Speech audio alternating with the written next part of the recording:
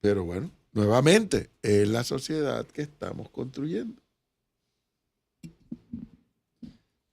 7:50 de la mañana ya está con nosotros el diputado José Pérez Barboni, diputado del Otro Camino. Muy buenos días. Buenos días, Melissa, profesor Gonzalo Icart y a todos los radioescuchas. Gracias por recibirme en el programa nuevamente.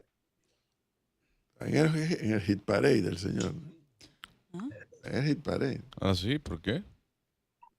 Tanto por su verticalidad en sus votos y sus explicaciones, como por la parte de farandulesca. Ay, yo vi una vaina allí, de verdad. No, pues, Icar, no traigamos eso a colación. Puedo responder por la parte de los votos.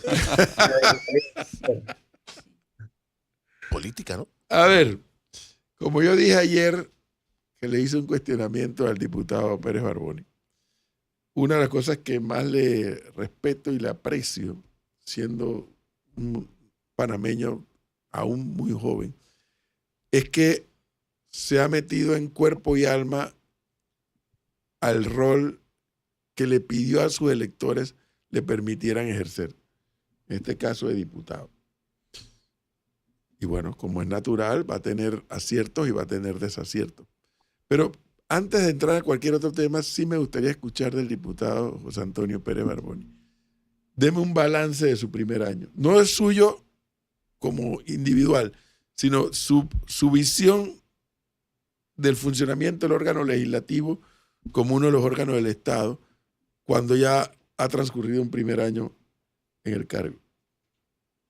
Bueno, profesor, yo creo que no teniendo nada preparado, pero pensando desde la experiencia personal que tuve y haciendo pues esa pues introspectiva que tenemos que hacer desde nuestro primer órgano del Estado, la Asamblea fue un órgano muy accidentado este primer año. Yo creo que al tener tantas caras nuevas, incluyéndome, a muchos nos tocó entender qué estábamos haciendo desde nuestras curules al momento no solamente de presentar proyectos de ley, sino también de ejercer y forjar alianzas para entender que teníamos que votar a favor de proyectos que no tenían agendas ni partidos políticos, entender también que teníamos que colaborar con diferentes colegas, los que no pensábamos que teníamos que hablarles en ningún momento de esta gestión o este primer año.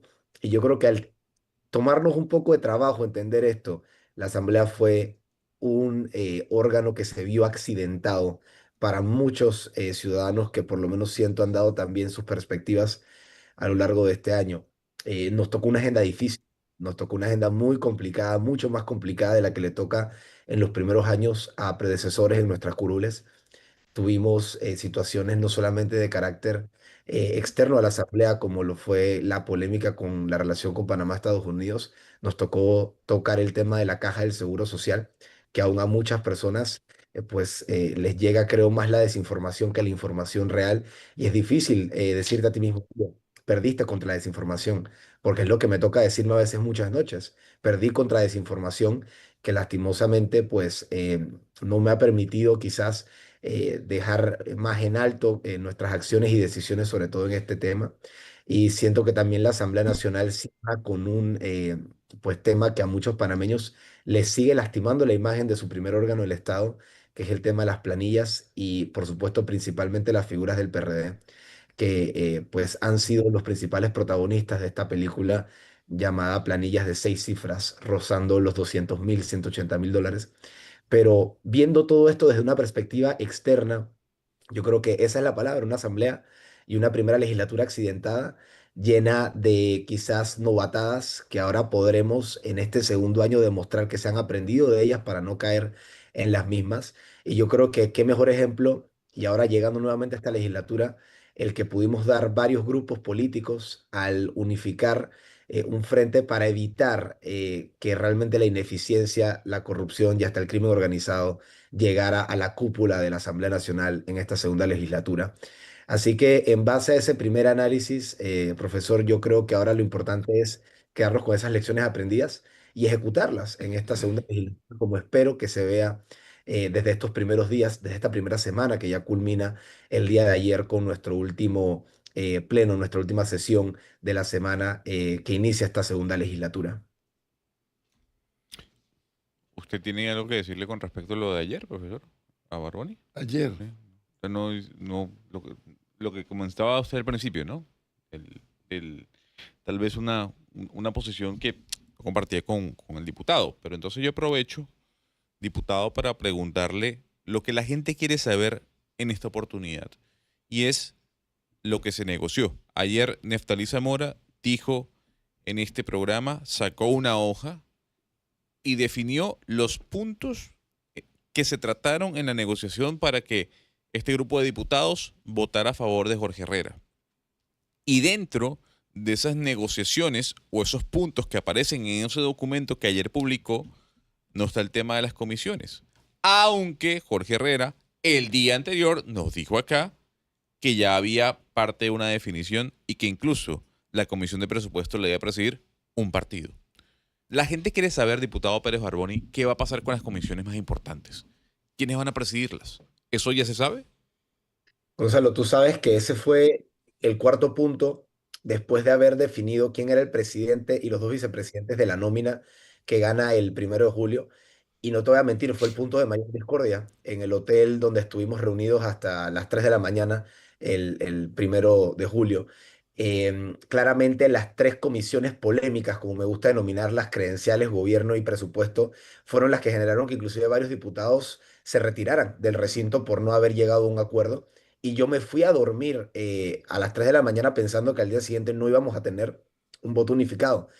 Pero ahora ese cuco vuelve a aparecer porque no te voy a mentir, es un punto importante, no de negociación, pero sí de consenso que no hemos alcanzado. Entonces, al no haber alcanzado un consenso en esas tres comisiones, porque no te voy a mentir, yo creo que todos estamos claros, quizás que si yo soy el que va a presidir relaciones exteriores y eso ya se comunicó y se compartió en el hotel, pues mucha gente mostró una aprobación a ese comentario. Pero si yo te digo que quiero presidir credenciales, presupuesto, gobierno, no te puedo decir un candidato fijo, porque yo creo que todavía, sobre todo Vamos, que es la fuerza mayoritaria en número, en lo que viene siendo pues esta votación que se dio el 1 de julio, ellos están esperando un retorno de ese voto, al igual que otras fuerzas mayoritarias que no salieron precisamente beneficiadas con un puesto de junta directiva o un puesto en alguna otra comisión. Pero sí, sí creo que es parte de la conversación incómoda que ahora nos toca tener como diputados, más allá de quiénes van a ser los comisionados, es quiénes van a presidir estas comisiones, pero no hay claridad todavía. Y yo creo que esa va a ser otra polémica y no me gustaría que se dé, pero es difícil decir que no se va a dar.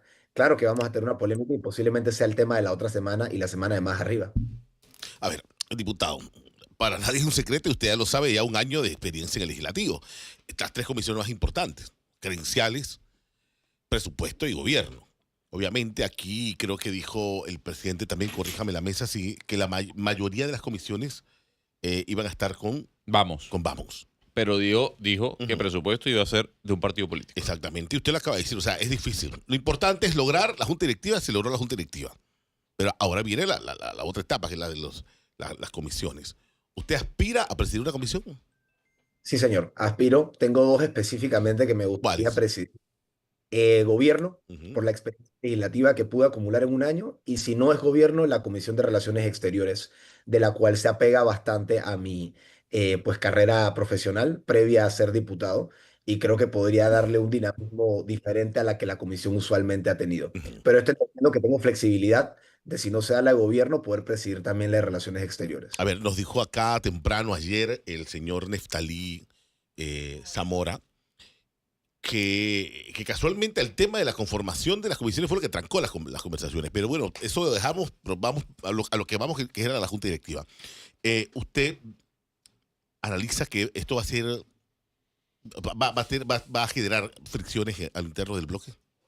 Totalmente. Y yo creo que más allá del bloque interno de, digamos, los 18 votos que colocó Vamos, Ujú. también va a generar fricciones con el grupo de los 37 diputados que apoyamos, por lo menos la nómina presidencial y posteriormente las vicepresidencias.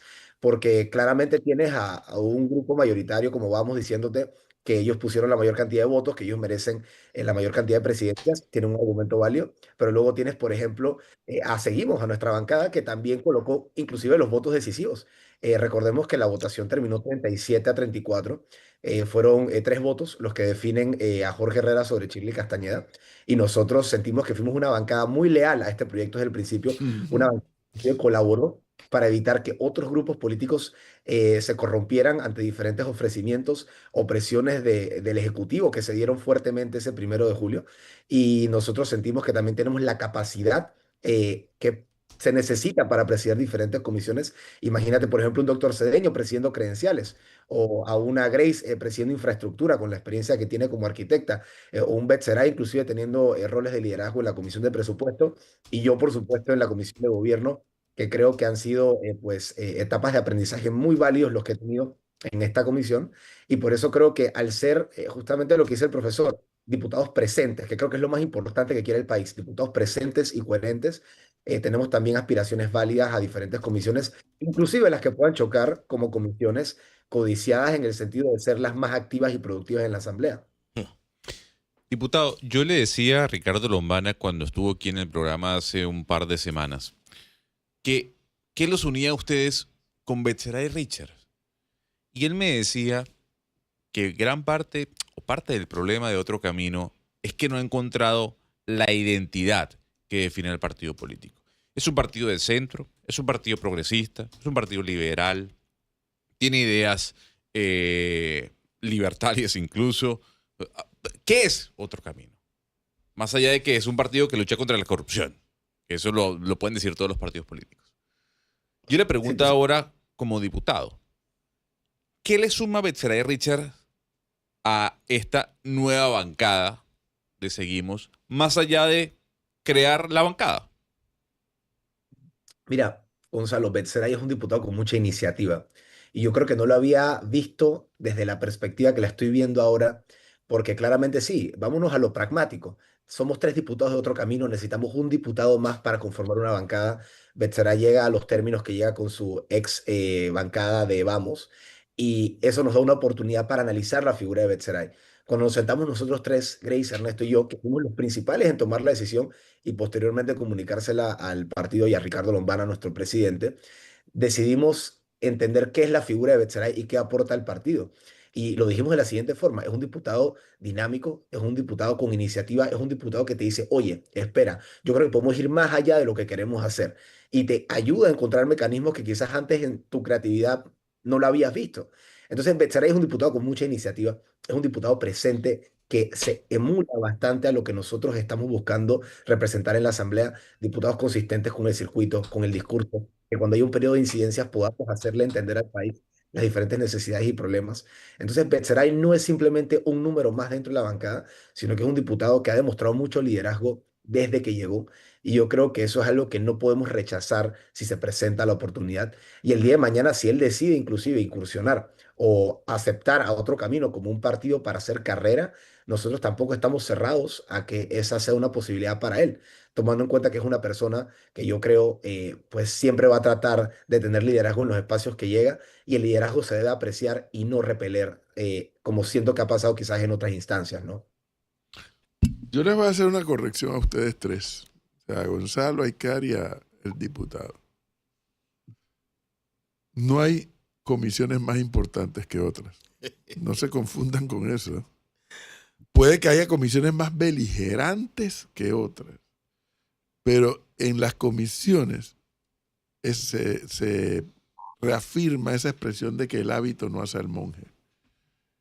Yo me acuerdo de esa discusión un día. ¿Quién no quiere estar nadie quiere estar en la comisión de la mujer? Yo, dijo un diputado, un legislador de aquella época, yo voy a estar. ¡Ey! Y el señor armó toda una tángana con la comisión de las mujeres, con no sé cuántos proyectos de ley, y con aquello, y con lo otro. O sea, el monje hace el hábito no hace al monje. Sí, hay comisiones más beligerantes que otras, sí, por la temática que desarrolla. Pero yo les tengo que decir a ustedes que no hay una comisión más importante que otra, porque va a depender siempre del tipo de proyectos de ley que le llegan a la comisión. Dicho eso, la pregunta en función de lo que acaba de preguntar Gonzalo, diputado, no creo que para este día, hoy 4 de julio, ya se tomó la decisión de si la bancada va a ser reconocida como tal o aún no. Profesor, yo le puedo adelantar que el día de ayer se presentó un documento en la Secretaría General Ok. con los lineamientos necesarios para que los dos vicepresidentes y el presidente de la Asamblea Nacional firmaran dicho documento. Hasta el momento no le puedo confirmar si ese documento ha sido firmado, pero ya está en manos de estas tres pues, autoridades de la Asamblea Nacional para que posteriormente se pueda comunicar ya de forma oficial. Hasta el momento no hay ninguna objeción ante los tres artículos que tenemos que cumplir del reglamento interno para formar la bancada. Sabemos que hay precedentes negativos también, por ejemplo, en el caso, creo que fue la diputada Ana Giselle Rosas, que hace poco mencionaba en su cuenta de X que por una decisión pues discrecional del presidente en el momento que se ve, creo que en la legislatura pasada decide fraccionarse, entendiendo que era la época que algunos iban con Rómulo, iban con Martinelli o Yanivel, si no me equivoco.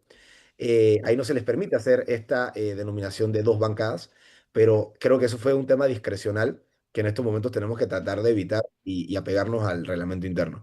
Así que todavía no tenemos la confirmación, profesor, pero sí ya está un documento reposando en los despachos de los tres pues, presidentes de la Asamblea Nacional, el presidente y los dos vicepresidentes, para poder entonces conformar. Esto es clave, el saber si la directiva aprueba o no la creación de la bancada, por una sola razón.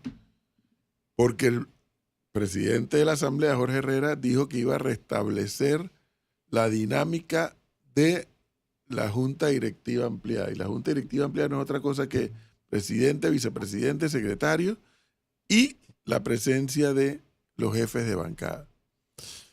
Eso es bueno. Si es verdad que él lo va a hacer, eso es bueno.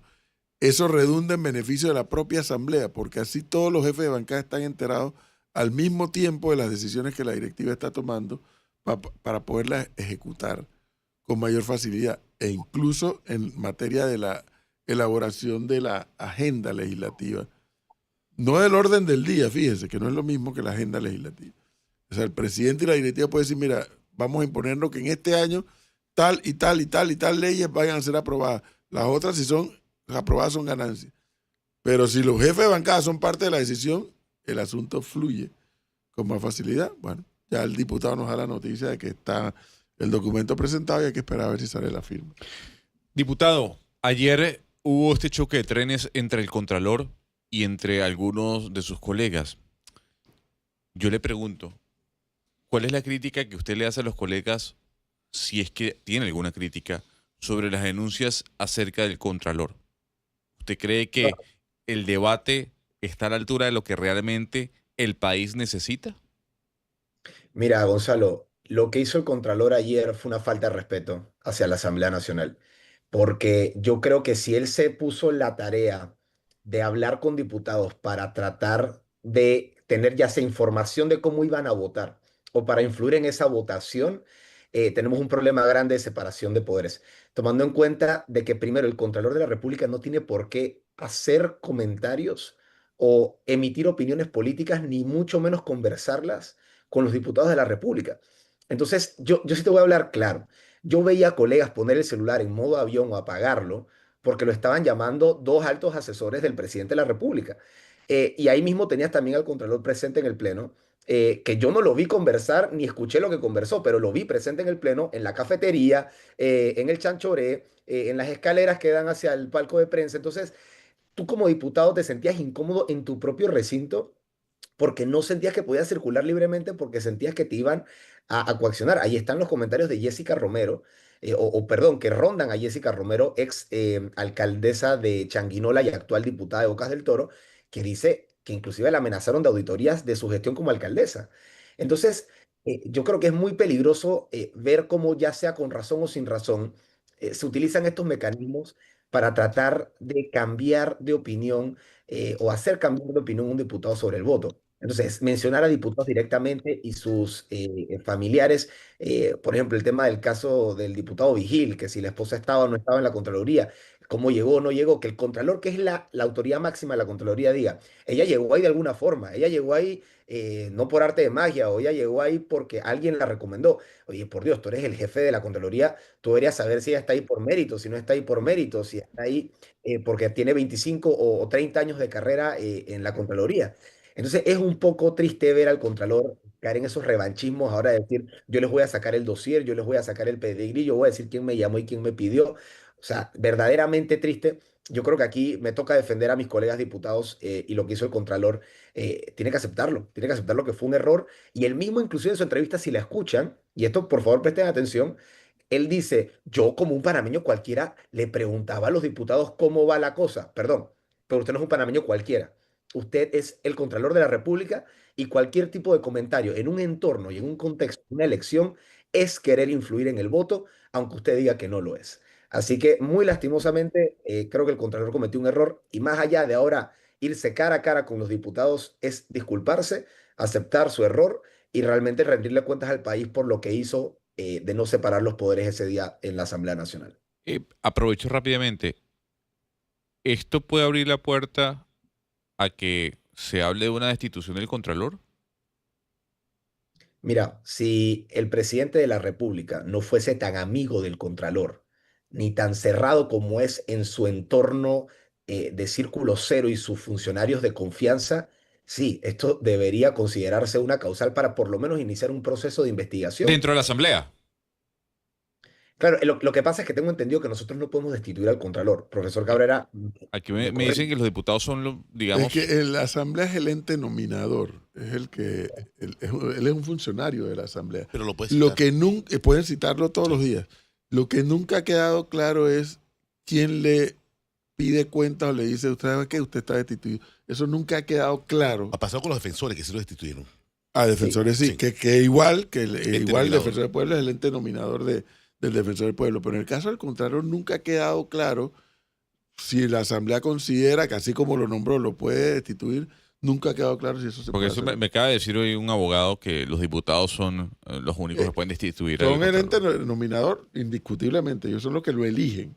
Lo que no me queda claro es si lo pueden sacar. Eso sí no. Mira, Gonzalo, si pudiéramos, el ambiente está muy intenso. Yo creo que en estos momentos tendrían los votos para destituirlo si se pudiese, pero eso no creo que pueda Claro. suceder en base a los términos que entendimos. Créeme que esta pregunta rondó mucho el pleno el día de ayer.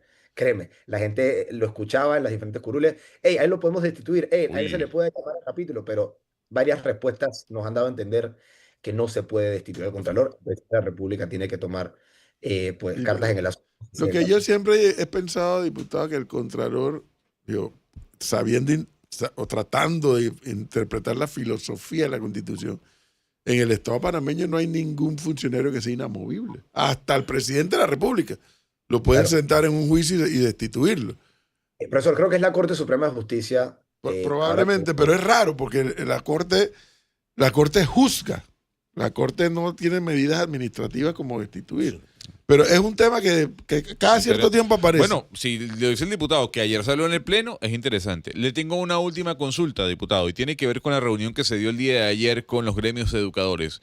¿Esa conversación va a llegar a algo o simplemente fue un tema de foto, cámara y discurso? Bueno, Gonzalo, yo creo que la Asamblea siempre tiene que recibir a todas las voces, independientemente estemos de acuerdo o no. Yo creo que cumplimos con ese primer paso de forma individual, inclusive, porque yo escuché ayer al profesor Cabrera cuando él mencionó mi nombre y la reunión que tuve con los docentes. Mensaje recibido, profesor. Sin embargo, yo creo que ahora igual era importante que esta reunión de jefes de bancada y del presidente de la Asamblea se diera para entender cuáles eran las peticiones claras de este grupo.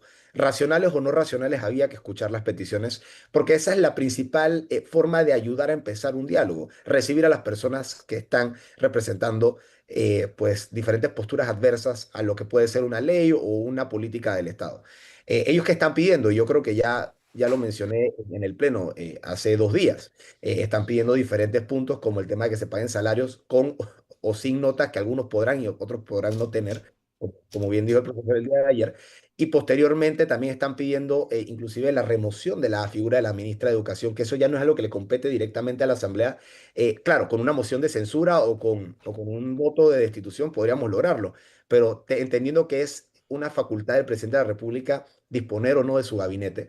Entonces, si estas son las solicitudes, nosotros tenemos que evaluar cuál es la forma realista de alcanzar algunas de estas solicitudes, que quieren una comisión de investigación o una comisión de diálogo, pues esas son cosas que se pueden analizar, pero hay otros puntos que realmente la Asamblea no va a poder cumplir.